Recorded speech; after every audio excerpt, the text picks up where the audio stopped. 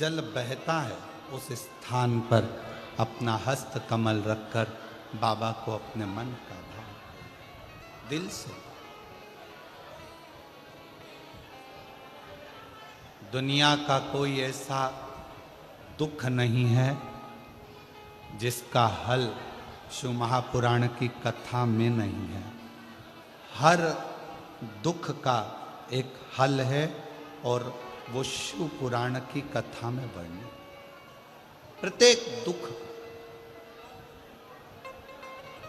प्रत्येक कष्ट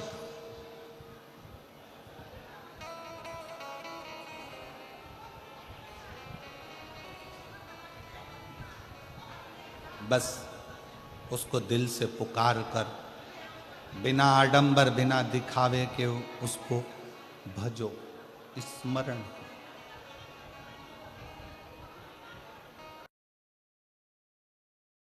मुख से श्री शिवाय नमस्तुभ्यम ज़्यादा नहीं तो 11 बार तो निकाल लिया करो। ये शरीर, ये हृदय, ये चित्त, ये वृत्ति परमात्मा के चरणों में जाती है।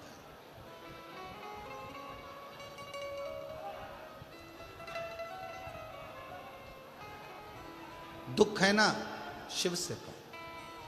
पुरुष में और स्त्री में एक बहुत बड़ा अंतर है। पुरुष में और स्त्री में एक बहुत बड़ा अंतर है। पुरुष एक कान से सुनता है, दूसरे कान से निकाल देता है। स्त्री दोनों कान से सुनती है, जुबान से निकाल देती है।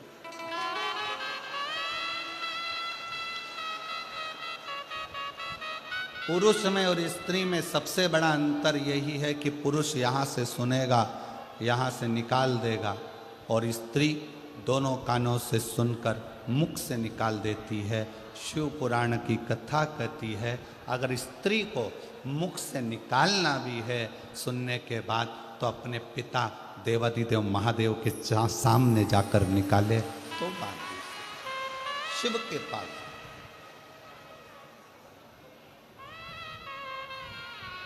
सबका किया है मेरा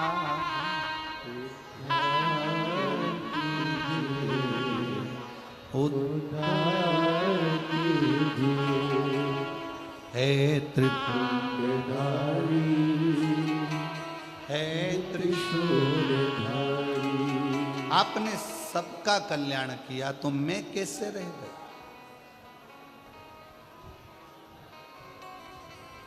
मैं कैसे रह गया?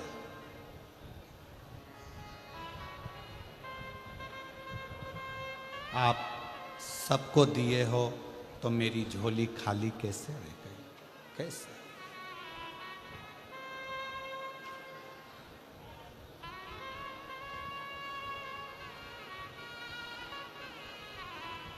शिव महापुराण की कथा में मेरा उघड़दानी, मेरा शंकर भगवान उसी को बुलाता है जिसकी झोली उसको खुशियों से भरना होता है।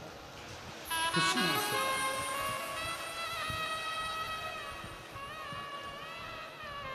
अब मालूम पड़े पूरा रतनगढ़ का लोग कथा सुनने के लिए आ जाए तो शंकर भगवान को 3 महीने में देना है, ये शिव पुराण का प्रमाण है। अब बुलाएगा उसी को जिसको देना होगा। जिसको देना ही नहीं है वो मन बनाकर रख भी लेगा कि मुझे कथा सुनने जाना है, कथा सुनने जाना है, पर मेरा भोले बाबा उसको यहाँ तक पहुँचने ही नहीं देगा, पहुँचने ही नहीं।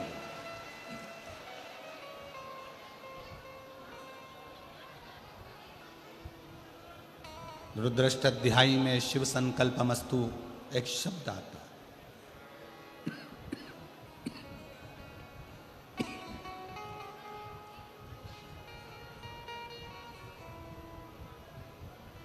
कि पूरा करने वाला कोई दूसरा नहीं, स्वयं शंकर, स्वयं शिव।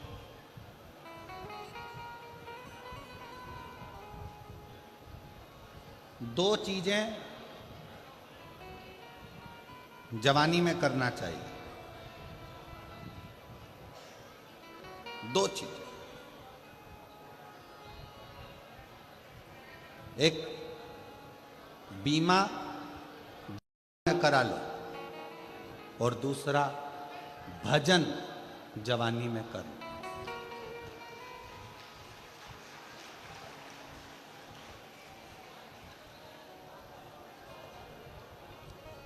ध्यान दें,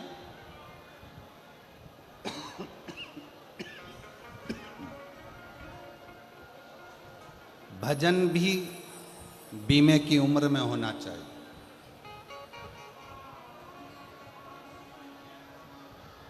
सत्तर साल की आपकी उम्र हो जाएगी,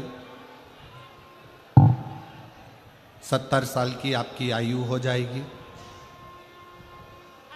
बीमे वाले से कहोगे कि हमारा बीमा कर दे, वो नहीं करे।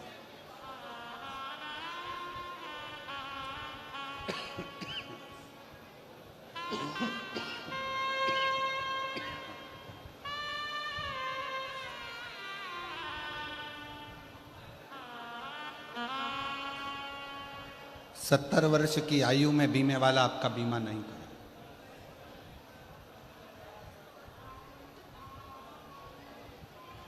आप में से कई लोग ऐसे बैठे हैं कि अभी बचपन है, जवानी है, अधेड़ी है, बुढ़ापा आएगा तब राम नाम जपेंगे।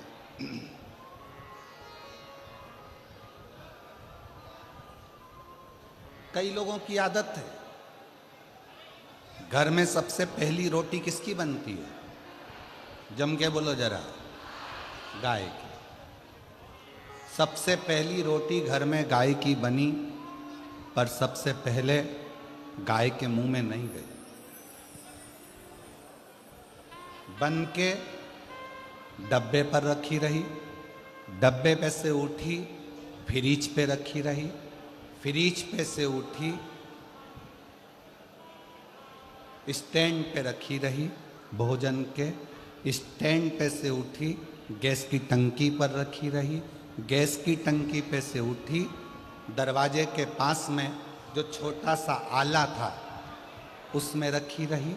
4 बजे गाय आई तब वो रोटी 4 बजे गाय के मुख में गई।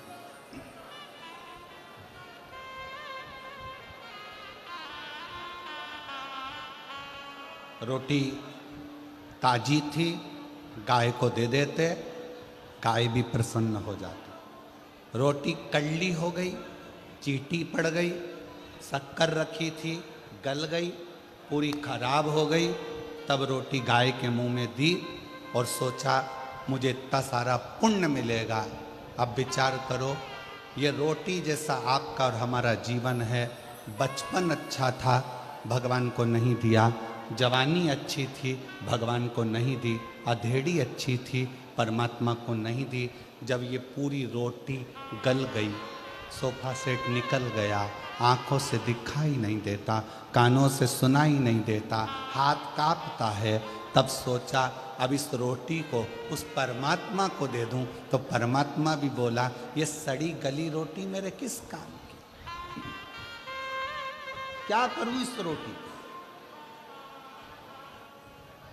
बचपन खेल में खोया, जवानी नींद भर बुढ़ापा देख कर रोया, सिराने मौत हंसती है। ये अवस्था जाती जाती।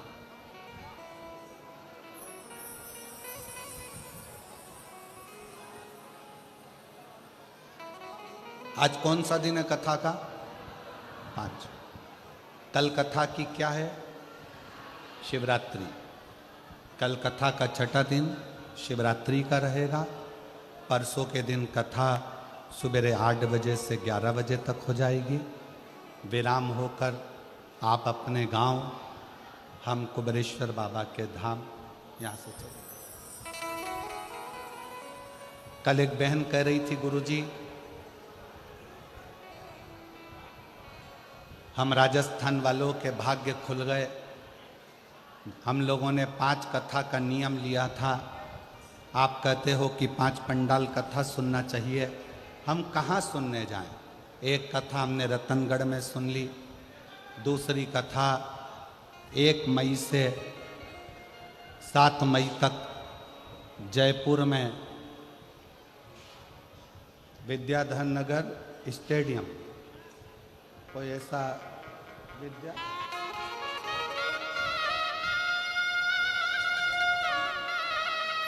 विद्याधर नगर स्टेडियम जयपुर में 1 बजे से 4 बजे तक वहाँ सुन लेंगे। फिर एक तीसरी कथा वापिस राजस्थान में ही शायद भीलवाड़ा आदि में कहीं ना कहीं ऐसा क्रम है, वहाँ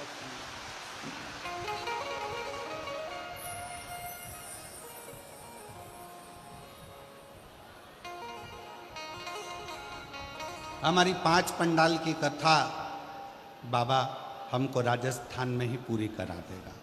ये शिव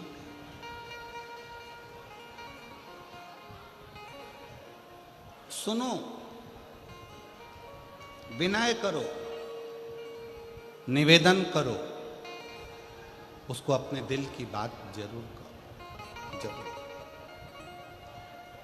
और खाली ना जाता दर से तुम्हारे, खाली ना जाता दर से तुम्हारे, मैं भी खड़ी हूँ नन्ही बाहें पसार, अपने हृदय से लगा लो, लगा लो, गिरा जा रहा उठा भोले अपने दर से अब तो ना टालो, गिरी जा रही हूँ उठा। शिव कृपा कर, कहना है तो शिव से, बोलना है शंकर से।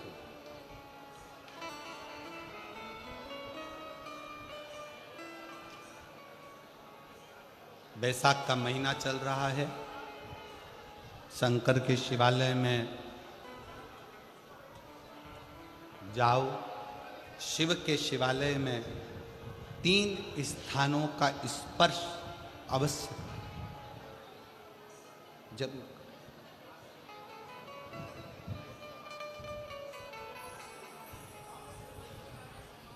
किसी किसी मंदिर में शंकर जी के शिवलिंग को छूने नहीं देते, जैसे दक्षिण साइड में, साउथ में।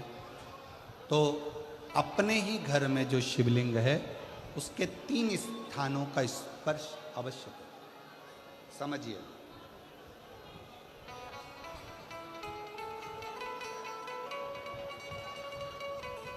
पहला शंकर भगवान के जहाँ से जल बहता है उस स्थान, ये जलाधारी है, जल बहता है, ये शिवलिंग है।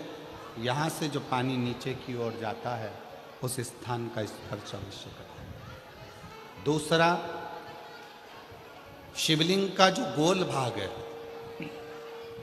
उस गोल भाग में कहीं पर भी अपनी हथेली का स्पर्श अवश्य करें। तीसरा, शंकर भगवान के शिवलिंग का जो ऊपर का भाग है वहाँ अपने अस्त्र का स्पर्श अवश्य करें। तीनों स्थान पर ब्रह्मा, विष्णु और महेश का स्मरण करते हुए जब बैसाख महीने में आप शंकर भगवान को जल समर्पित करें। शिव जी को जब बैसाख के महीने में जल दिया जाए तो दोनों हाथ से अंजलि में कलश रखकर शंकर भगवान की अपने हाथ की अंजलि में जल रखकर शिव जी को जल अवश्य समर्पित करें। शिवरात्रि के बैसाख महीने की शिवरात्रि पड़े, बैसाख महीने की प्रदोष पड़े तो एक बेलपत्र शंकर को अवश्य समर्पित करें। मान लो गर्मी बहुत तेज है, पेड़ों पर बेलपत्र नहीं मिले, तो एक दुर्वा शिव को अवश्य समर्पित करें। मान लो बहुत तेज गर्मी पड़ने पर, यहाँ रतनगढ़ में तो हम देख रहे हैं रजी रज धूली धूल इतनी है, मिट्टी इतनी है कि यहाँ तो दुर्वा मिलना भी बड़ा मुश्किल है, तो एक चावल का दाना शिव को जरूर समर्पित करो। उतने में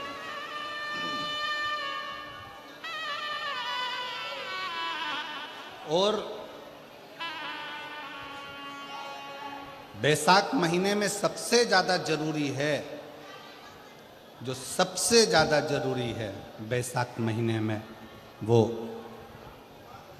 जलाशय अर्थात अपने घर के नज़दीक में कोई पानी का स्थान हो, जलाशय हो, वहाँ का जल शिव को समर्पित करना, या शिव के नंदी के पास में। और हम तो कहेंगे शंकर का नंदी केवल मंदिर में मत देखो, आपके घर के आसपास में हमारे मारवाड़ की पहले की रीति रही है। राजस्थान में बहुत सालों पहले, जब लगभग 19 से 20 साल पहले हम फलोदी में आए थे, 20 साल पहले, और 20 साल पहले जब हम फलोदी में आए थे राजस्थान में, तो हमने उस फलोदी राजस्थान में देखा था कि प्रत्येक घर के बाहर पत्थर का एक छोटा सा कुंडा जैसा होता। दो चीजें हमने फलोदी राजस्थान में प्रत्येक घर के बाहर 20 साल पहले देखी थी। एक इतना बड़ा कुंडा पत्थर का जिसमें लोग भोजन रख देते हैं, और एक बड़ा सारा कुंडा जिसमें लोग पानी भर देते हैं, जिससे चिड़िया, पशु, पक्षी, गौ माता सब उस पानी को पीती रहे और आपका और हमारा कल्याण होता रहे। इस भाव से रखा प्रयास करो। शिव जी को तो जल समर्पित करो,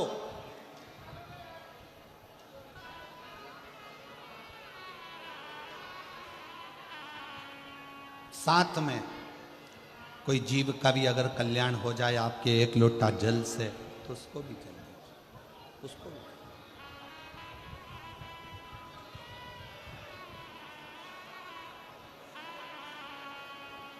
शंकर भगवान ओघड़दानी शिव, जिनका चढ़ा हुआ जल केवल मात्र स्पर्श, आचमन, दर्शन आपका और हमारा कल्याण कर दे। शिव महापुराण का एक बहुत सुंदर संवाद है। काशी प्रदेश में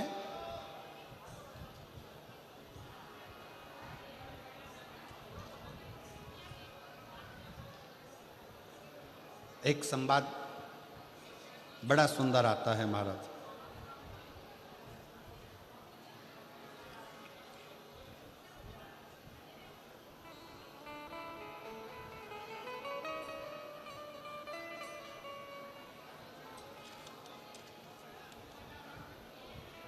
सिंहपुर प्रदेश में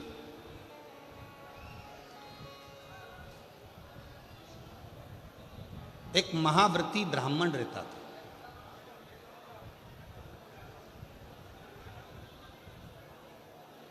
शिव जी का बड़ा उपासक था, शंकर का बड़ा भक्त था।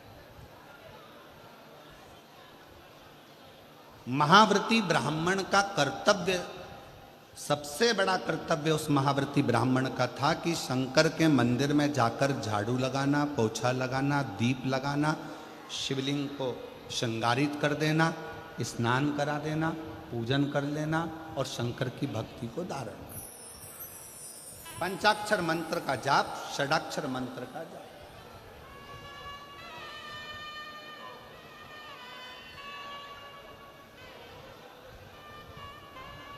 पूरे सिंहपुर में, पूरे प्रदेश में इस महाव्रती ब्राह्मण की चर्चा थी। पूरे प्रदेश में। सब इसको जानते थे, शंकर का भक्त, शंकर का भक्त, शंकर का भक्त, शिव भक्त, शिव भक्त कहकर इसको पुकारते। पर इसकी पत्नी और इसकी लड़की, एक बेटी थी, पत्नी थी, दोनों इतनी सुंदर कि देवलोक की अप्सराएं भी उनके सामने फीकी रही।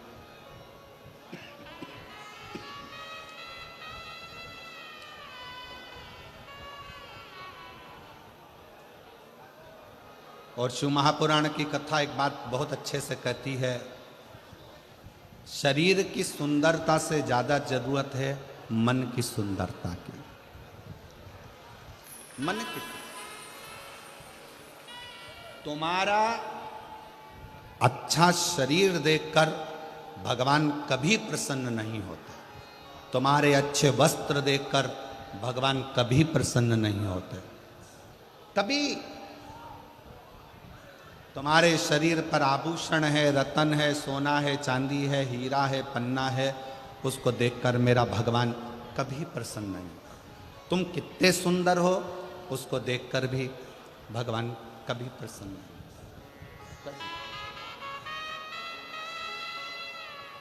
ईश्वर कब प्रसन्न होता है? जब तुम्हारे दिल में आए हुए मेहमान के प्रति, अतिथि के प्रति आदर का भाव हो और घर में जितने सदस्य रह रहे हो सबका सम्मान यदि तुम कर रहे हो तो भगवान तुम पर प्रसन्न। अब सुंदर तो तुम बहुत, और नी भी सुंदर होगे तो ब्यूटी पार्लर जाके हो जाओगे। सुंदर तो तुम बहुत,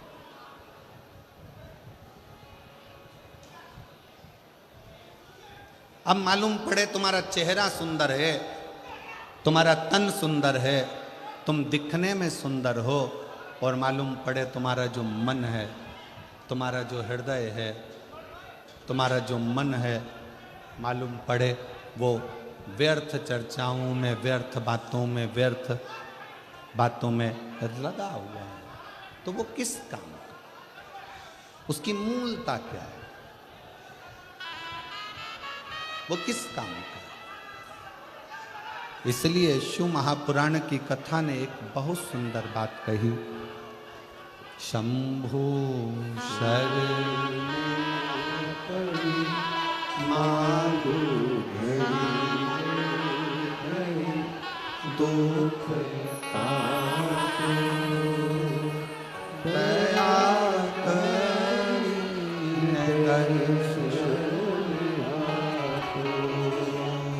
शंभु शरण मांगो दुख काटो, दया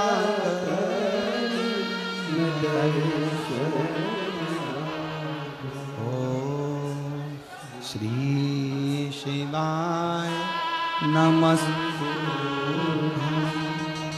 श्री शिवाय नमस्तुभ्यं, श्री शिवाय नमस्तुभ्यं।